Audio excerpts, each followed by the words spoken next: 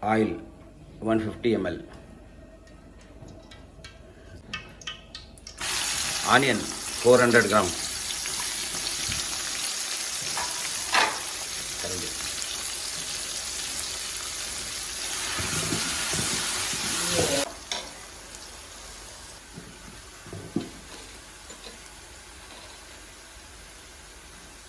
Ginger garlic paste.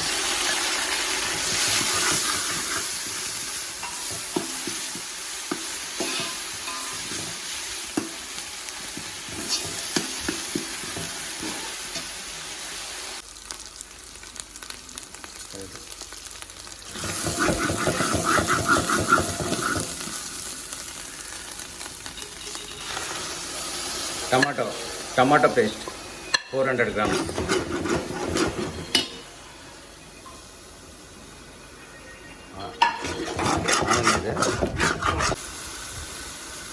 பச்சை மிளகா green chilli 5 piece.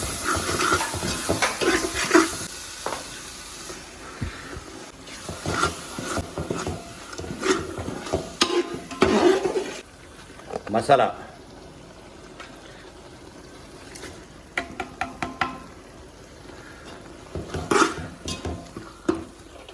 Hyderabad special dum biryani masala.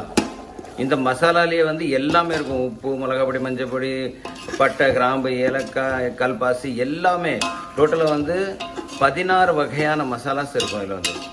Okay. Mutton நான் வந்து மட்டனு அவிச்சி எடுத்துருக்கேன்.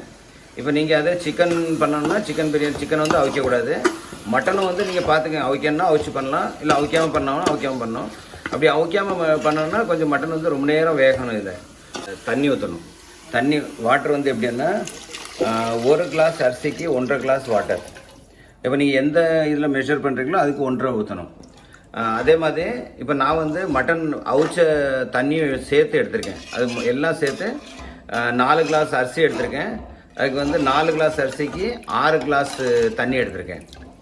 இனிமேல் வந்து அரிசி போடணும். இந்த அரிசி வந்து எப்படின்னா அரை மணி நேரம் நனைய வைக்கணும். சீரக சம்பா அரிசி போட்டாலும் சரி, பாஸ்மதி அரிசி போட்டாலும் சரி. நான் வந்து பாஸ்மதி போடுறேன். நீங்கள் வந்து எது போட்டாலும் சரி, உங்களுக்கு வந்து கொஞ்சம் ஒரு 1/2 hour நனைய போடணும். நனைய வச்சு தான் போடணும்.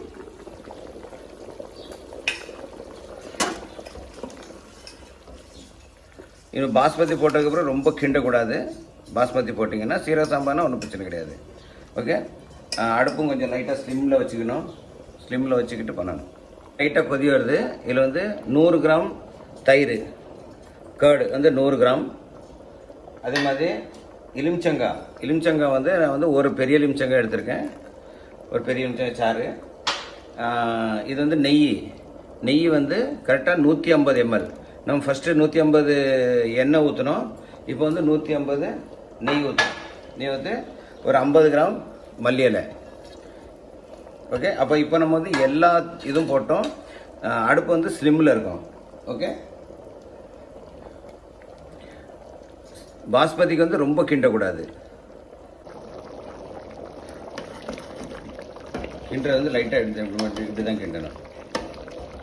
ஃபுல்லாக கிண்டக்கூடாது. லைட்டாக.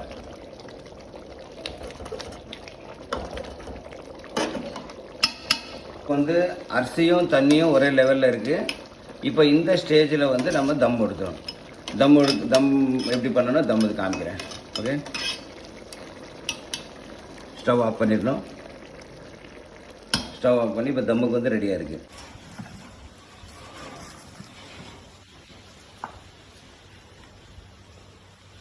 தம்முக்கு பாருங்கள்.